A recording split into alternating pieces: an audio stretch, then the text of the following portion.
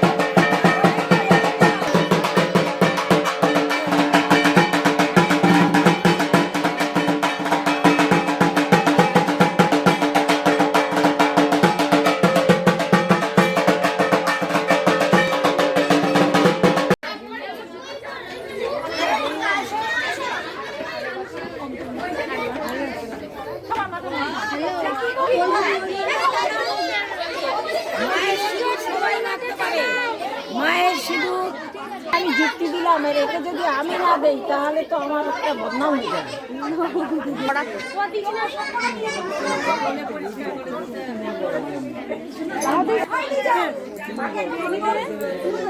Video হচ্ছে।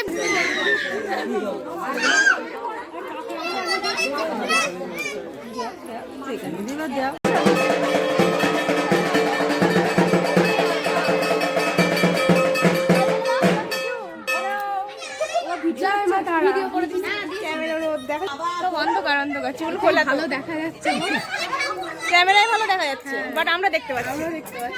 সন্তুর বউ কোথায়? সন্তুর বউ ওরে দিয়ে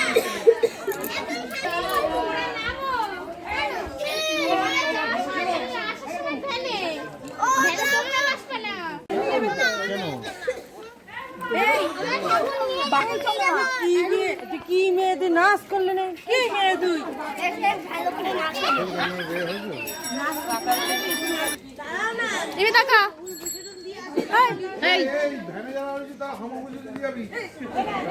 নামাও।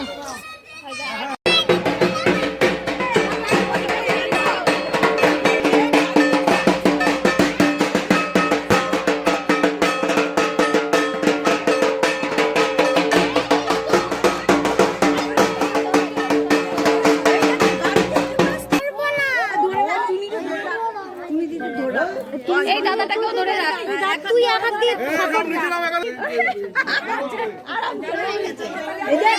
বাবান টাকা, বাবান টাকা, বাবান টাকা। ও মা দিদি হাই বলে দাও। মা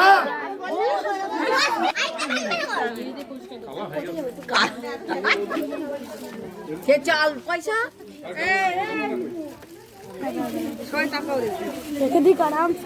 সেলফি নিয়ে সেই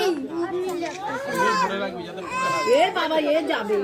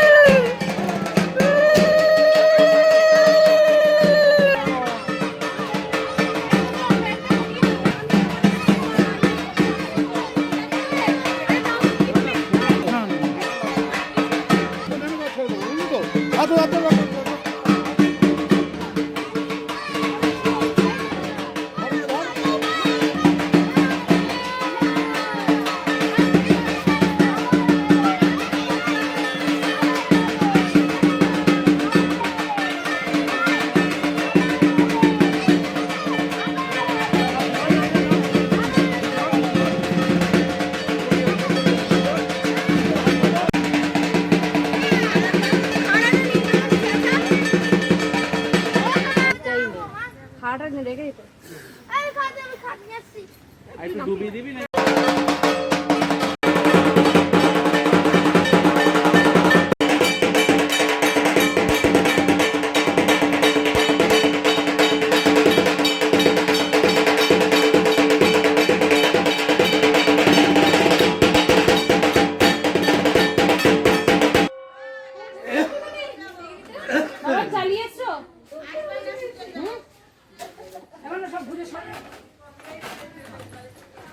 ঠাকুরের বলো আমার একটু মন দাও পড়াশুনোয়। ওই যে ঘটের বলছে ঠাকুর সবসময় সব জায়গায় থাকে।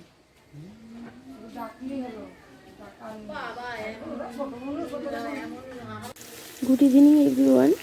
তো এখন বাজে সন্ধ্যে 6টা, আর কিছু চিকেন ছিল সে রবিবার থেকে রাখা। তো সেই চিকেনগুলোর আজকে আমি চিকেন রেশমি কাবাব বানানোর চেষ্টা করেছিলাম বাড়িতে। তো কতটা কি হয়েছে খাওয়ার পরেই বুঝতে পারবো। তো যাই হোক, এটা হচ্ছে সন্ধেবেলা বানিয়েছিলাম। আর আজকে রাত্রিরে পাড়ার সবাই মিলে যে পুজোটা করা হয়েছিল তার খাওয়া দাওয়াটা ছিল। যেহেতু ঠাকুর চলে গেছিলো তাই জন্য আর খিচুড়ি টিচুড়ি কিছু করা হয়নি। ফ্রাইড রাইস আর চিকেন, ডাল, চাটনি, পাঁপড় এগুলোই করা হয়েছিল। তো আমরা সবাই মিলে পাড়া এক জায়গায় বসেছিলাম আর রাঁধুনিরা রান্না করছিল। তো আমি একটু ওই রাতের দিকেই গেছিলাম, তখন ওই রাত 9টা বাজে সেই সময় গেছিলাম। তো মেয়ে আর যে পাড়ার যে বাচ্চা টাচ্চা আছে তারা সবাই খেলছিল। আর আমরা যেহেতু পাড়ার মধ্যেই ছিলাম ওই জন্য সবাই খুব একটা যে সাজুগুজু করেছিলাম তা না, সিম্পলি ঘরেতে যে যা পরেই ছিলাম তাই পরেই বেরিয়ে গেছিলাম। অতটা সাজগোজের ব্যাপার ছিল না আমাদের, কারণ কালকে সারা রাত জাগা, ঠাকুরের বিসর্জন করে সব কিছু মিলিয়ে আমরা খুব টায়ার্ডও হয়ে পড়েছিলাম। তাই জন্যেই একদম রেডিমেড সাজে চলে গেছিলাম আমরা ওখানে।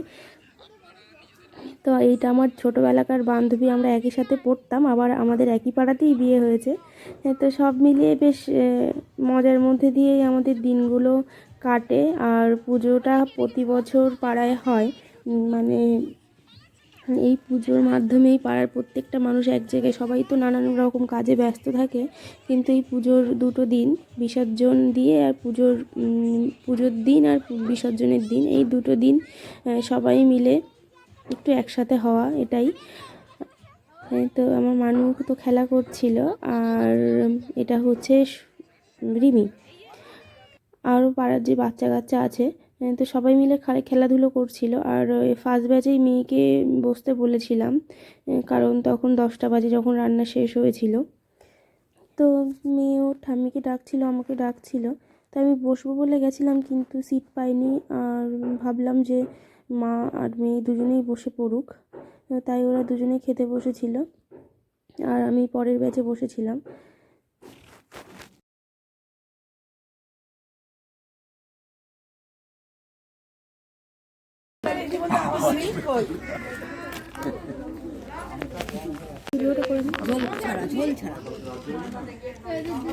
যাচ্ছি। তো এখন বাজে রাত 11টা 42। তো এখন খেয়ে দিয়ে আসলাম। চাটনিটা আর পাঁপড় টাপড়গুলো ভিডিও করা হয়নি, যেহেতু আমি ক্যামেরা করার মতো কেউ ছিল না, ওই জন্য আর সবটা ক্যামেরা করা হয়নি। তো আজকের মতো ভিডিওটা এই পর্যন্ত। ভালো লাগলে অবশ্যই লাইক, কমেন্ট, শেয়ার, সাবস্ক্রাইব করতে ভুলো না। টাটা। আর দেখা হবে কালকে নতুন একটা ব্লগে। এখনকার মতো সবাই ভালো থেকো, সুস্থ থেকো। টাটা।